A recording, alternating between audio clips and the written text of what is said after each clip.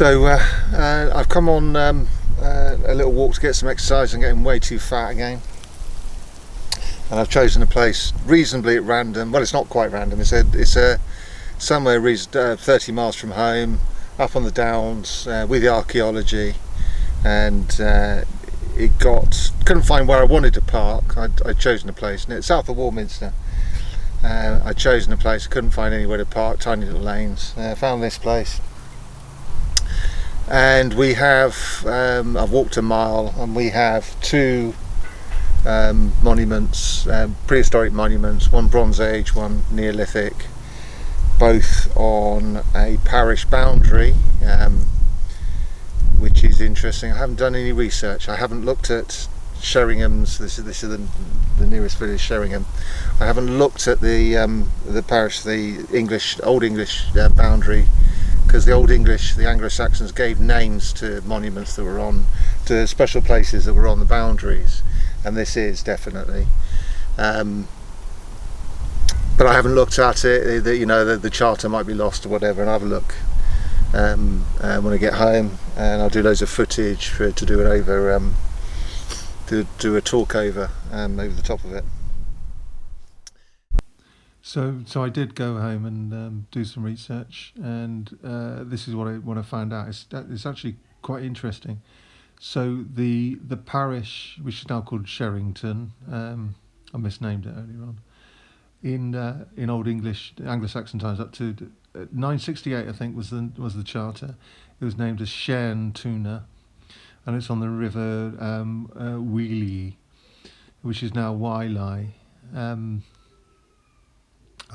It probably wasn't pronounced, well, vowels have changed in the last 1,000 years, but it quite clearly, because it names the Wylye in Old English, and also another place called the Grimsditch, which is at the bottom of the map.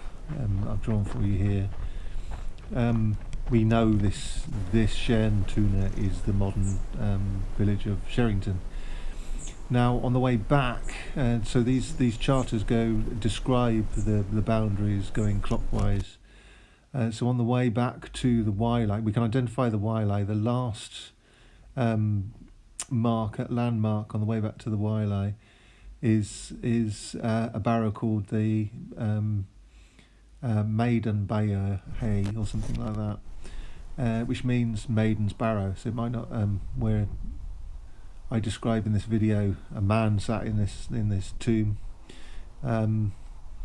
It very probably was a woman. Well, at least in one of the three barrows here, but I'll get onto that in a minute.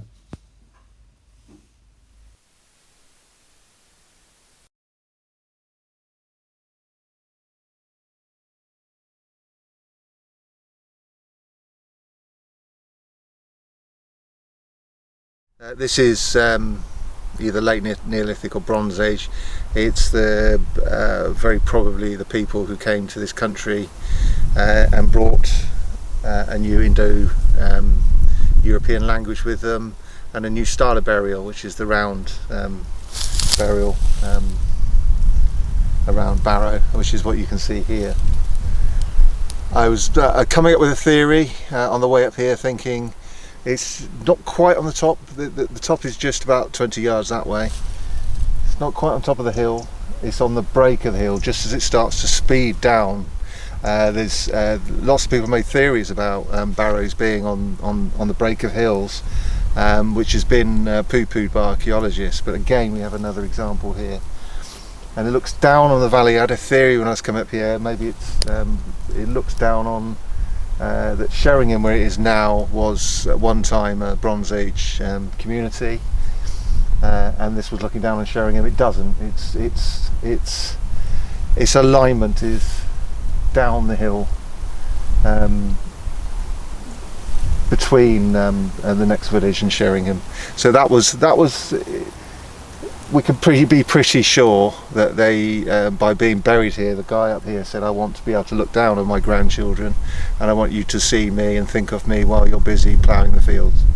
And that's why this is here, I'm pretty sure.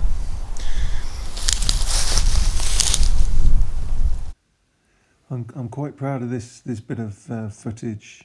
It appears to be a second round barrow here. It looks like it's either been ploughed away or it was a pond or disc barrow. But that ring there, because it's been such a hot summer, those parch marks have appeared. It probably isn't the ditch around the barrow that we're seeing, rather than the rim of the sort of outer bank, the sort of rim of the bell, as it were, that we're seeing. But it shows on the map it's marked as a tumulus, this position, and it should in fact be tumuli. Now you can't see that on the LiDAR or on the satellite photograph, so I might have made a minor discovery. I hope so. I hope I haven't got this wrong. I'm going to embarrass myself, but I'm pretty sure that's another barrow there, round barrow.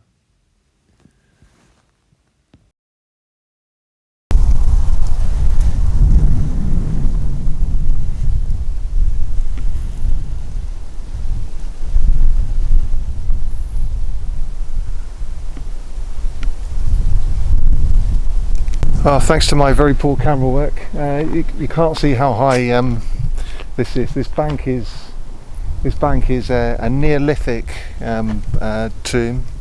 So it had been a collective tomb for important people in the village, or the locality. Whereas the Bronze Age, ones behind me tend to be about one or a couple very important people, with other people later on being buried around them, perhaps. But it's more individualised. But here, this is about the family, and the long barrows. And this is one of the tallest I've seen. It's way above my head in height, but it's all underneath bushes, as you can see here. But no stonework that I can see. But nonetheless, very, very interesting. Tells us about the ownership of the land.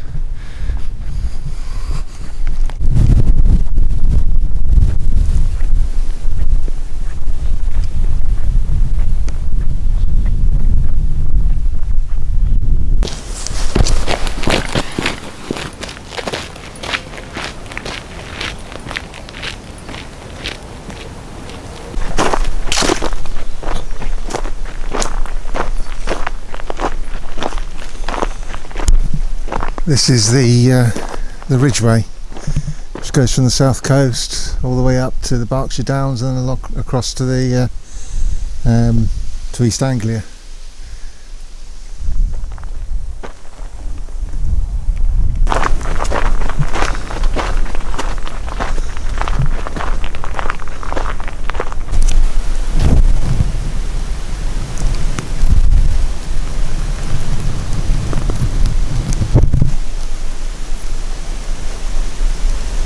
That was Ewley Hill over to my right, far in the distance, which has a Bronze Age burial on top as well, and it's not only that, an Iron Age fort around it, and a quarry after that.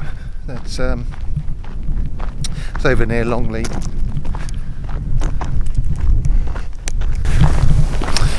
I come out to these places, up these hills, to connect with the past, all its antiquities. It's a landscape, it's quite ancient. Connect with nature, try and keep fit. I think there's more oxygen up here as well, if you think about it. But it's not because a lot of things survive up here. I think it's not, the landscape as it is now is probably not what it would have been far in the past. You know, they would have ploughed as far up these hills as they could have done, because sowing seed to grow wheat and so on means happy babies and all the rest of it.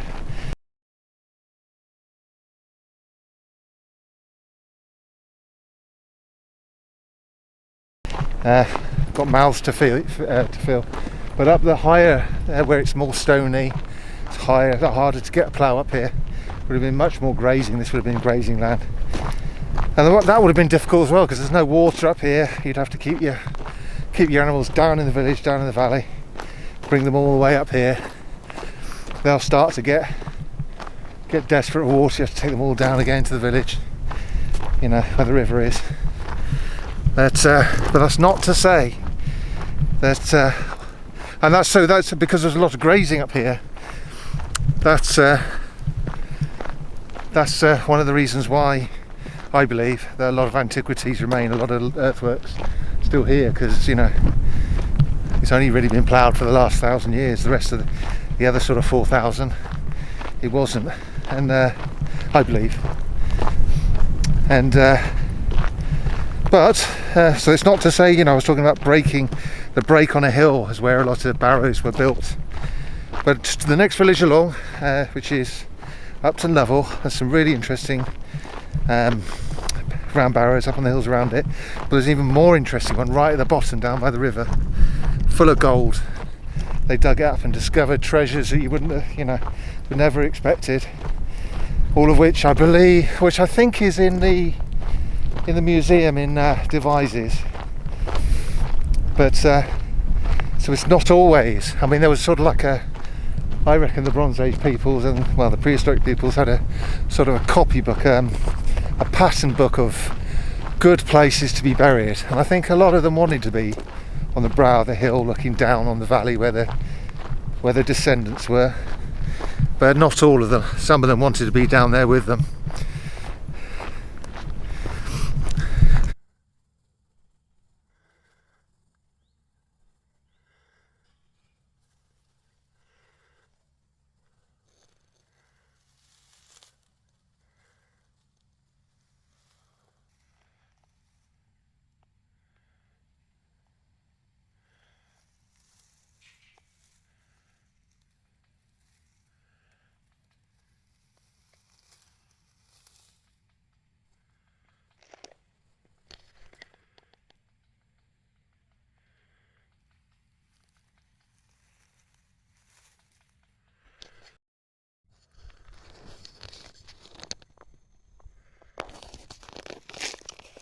So we've come basically from over here, along there. The tumulus and the long barrow was here. Then we went up here, down here, and we finally got to here, which you can see is it's a crossroads with a circular enclosure. And if you're cheating, you're looking ahead of on the map as well at the Roman road. We'll get there in a minute. But there's not much to see. So there, down there, so here's the road. There's the middle of the circular enclosure, and here's the ditch here. Not a great amount to see, but it is worth seeing. Found this. Now, I put this in my pocket. I wasn't sure. I just wasn't sure.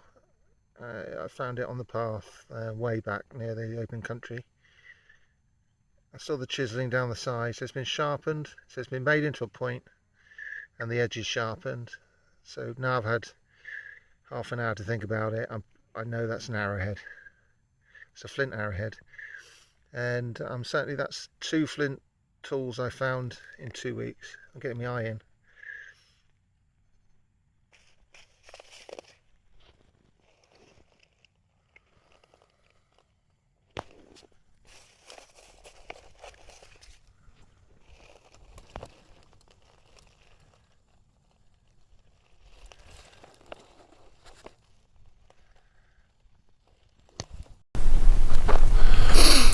So it's about 5:30, and if I stay out much longer, I'm going to be in danger of it being dark before I get back to the car. So that's it. I'm quitting. I'm right where the Roman road is supposed to be, but I don't have time to have a look around. I need to come back in the winter where there's less undergrowth and have a footle around. I couldn't find it. Though it might be a theoretical position for it, but anyway, there's quite a lot of lumps and bumps in the earth. I mean, they're removing all the undergrowth from this oak wood here. In many ways, back in the in ancient times, this is what it would have oak woods would have looked like. The the grazing animals would have taken away the undergrowth. It would have been a bit like a savanna. But anyway, that's it. I hope you've enjoyed my video, and I'll see you on the next one. Ta-da for now.